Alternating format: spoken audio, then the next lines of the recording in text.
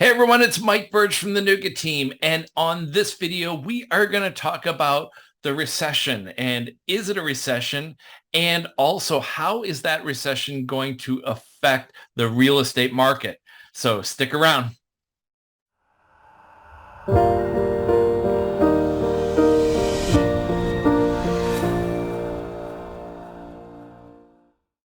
Hey everyone, it's Mike Burge from the Nougat team at Keller Williams. And today in the Monday Market Report, we are going to talk about recession and how recession is going to affect the real estate market. If you are listening on the podcast, make sure that you head over to ChattanoogaRealEstateInfo.com and you can see all of the slides that we are going to talk about.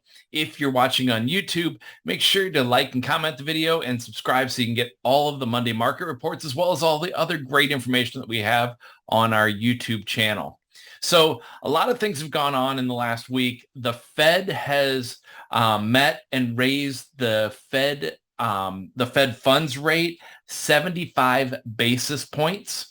So when the Fed raises the basis points, they're trying to affect the interest rates, but it doesn't always happen. And that's what had happened in the past week is it did raise the basis points, 75 basis points, but the interest rates actually went backwards a little bit, went down. So we're going to talk a little bit about that and how that works. Also, the GDP report came out and it has gone backwards for the second straight quarter.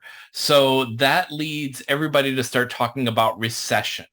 And I want to dig kind of into what recession is and also how it is going to affect the real estate market and what's going on with real estate prices, whether it's a good time to buy, sell, all of that. So let me share my screen with you. And we got there. All right. So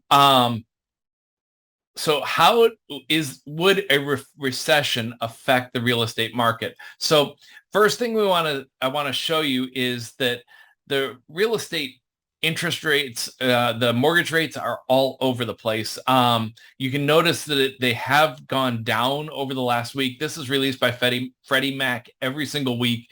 So the interest rates have gone down. This is a national average, and it's about 5.3%. So we've had a peak at 5.81, and it has gone backwards. Again, like I said, the Fed raised the basis points, but the interest rate actually went down. So just want you to be aware of what's going on with that. I'll keep bringing that to you each week about the different rates and how that's affecting the mortgage and all that. So as we start to look in, the National Bureau of Economic Research, they are the ones that really define what a recession is. And according to the National Bureau of Economic Research, it's a significant decline in economic activity spread across the economy lasting more than a few months, normally visible in the real GDP, or the gross domestic product, real income, employment, industrial production, and wholesale and retail sales. So because we've seen the GDP shrink over the last two quarters, that is normally what the NBER is going to define as a recession. They haven't really said that yet, but it's probably what's on their minds. So let's see. In the past, you can see that kind of holds true. Two consecutive quarters, and they've labeled it as a recession. We have to go all the way back to 1947 before we see where they had two quarters in a row that they did not call it a recession. Every other time, it's held suit.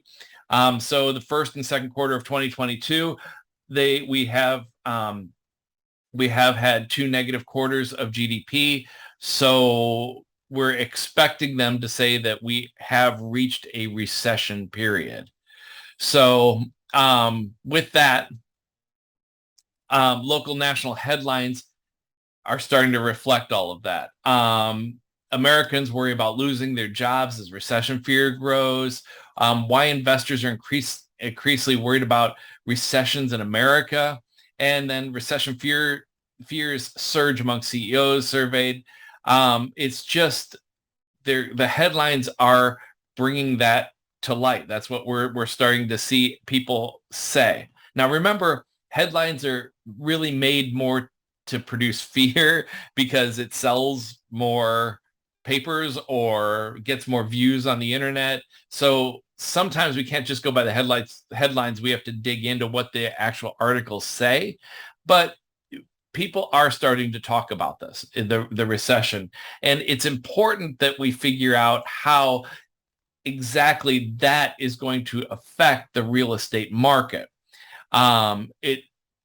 It isn't necessarily in a bad direction. So let's take a look at what the numbers say. I'm always trying to bring you the objective facts, the numbers, without a political view or speculation, just giving you the numbers so that you can make your own opinions on it.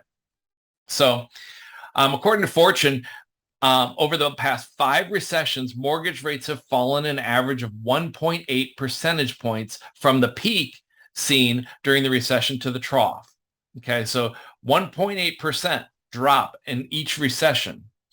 And in many cases, they've continued to fall after the fact as it takes some time to turn things around, even when the recession is technically over. So we have seen a drop in interest rates, and you'll see that here it reflects all the different ones going back to 1980, all of the different recessions, things that were named recession, and what the mortgage rates happened. So in every single one of these recessions, you've seen a drop in the mortgage rates.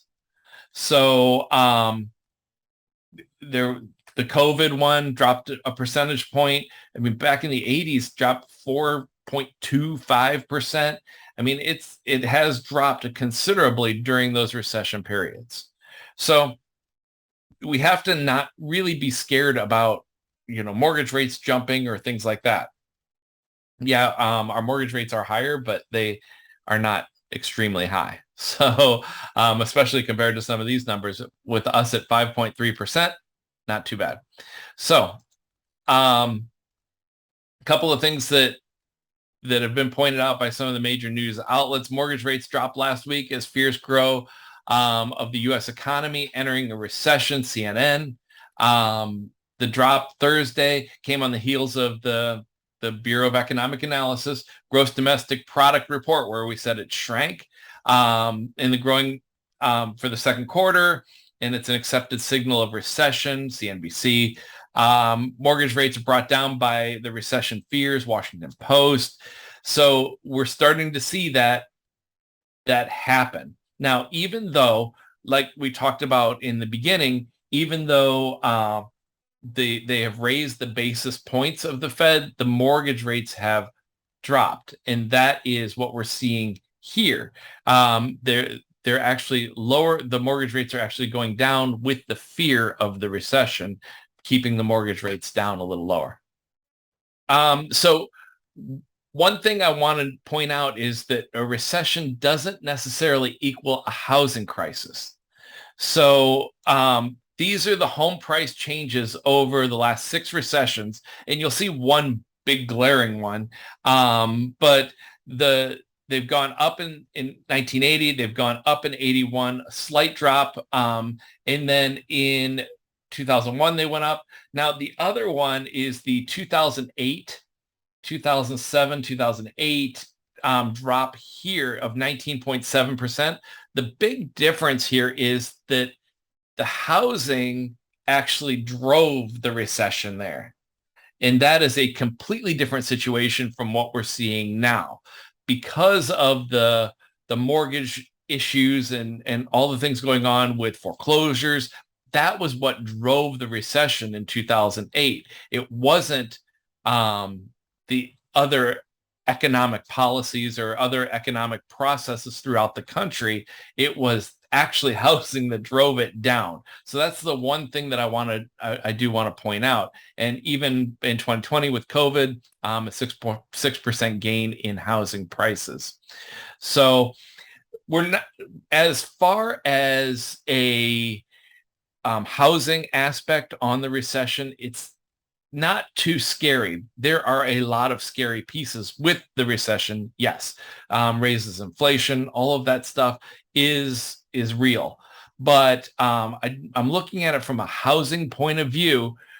We could possibly be seeing during the recession, as we've seen in the past, mortgage rates dropping, house values continuing to go up, and those are all good things as far as the housing market concerned. Now, if you have any questions about what's going on in the market, I would love it if you would leave a comment here on YouTube, or you can go over to ChattanoogaRealEstateInfo.com/Monday. You can see all the Monday market reports there, and you can leave comments there about what's going on and what you feel about the market. Love to hear about it. But if you're on YouTube, make sure that you are liking the video if we gave you some good information, giving us a comment about what you feel about the market, and also subscribing to our channel so you can get all of the information. If you have not got us on our podcast, Chattanooga Real Estate Report, you can find it on Apple iTunes, Spotify, Google Podcasts, Stitcher, anywhere you find podcasts, you'll be able to find us on the Chattanooga Real Estate Report. So make sure you go there and subscribe to our podcast. Thanks again for watching the video. And remember, if you are looking to buy or sell, feel free to reach out to us, 844-NUGA-HOME. And you can also, again, our website, ChattanoogaRealEstateInfo.com. And remember, with the NUGA team, your home is sold guaranteed, or we'll buy it. Call us, 844-NUGA-HOME, and start packing.